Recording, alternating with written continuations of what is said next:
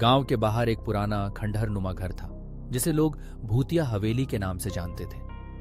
गांव वाले कहते थे कि वहां रात में अजीब आवाजें आती थीं और कभी-कभी एक सफेद साड़ी पहने महिला का साया भी दिखाई देता था। एक रात कुछ युवक बहादुरी दिखाने का फैसला करते हैं और हवेली में जाने का साहस जुटाते हैं। जैसे ही वे हवेली के दरवाजे पर पहुंचे, ठंडी हवा ने उनका स्वागत किया। दरवाजा धीरे धीरे खुला और अंधेरे में से एक गहरी सांस की आवाज सुनाई दी।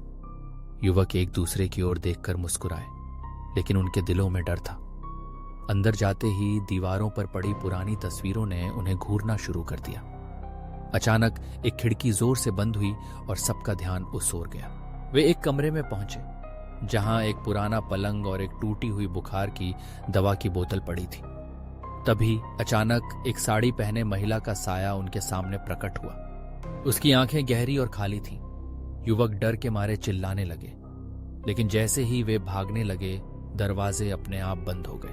महिला ने धीमी आवाज में कहा, तुम यहां क्यों आए हो? युवक एक दूसरे की ओर देखने लगे, लेकिन कोई जवाब नहीं दे सके। महिला ने कहा, तुम्हें यहां से जाने नहीं दूंगी।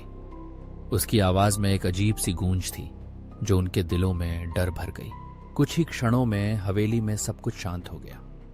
सुबह जब गांव वाले आए तो उन्होंने देखा कि हवेली के दरवाजे खुले थे, लेकिन युवक कहीं नहीं मिले। आज भी हवेली की खिड़कियों से अंधेरे में एक सफेद साड़ी का साया झलकता है।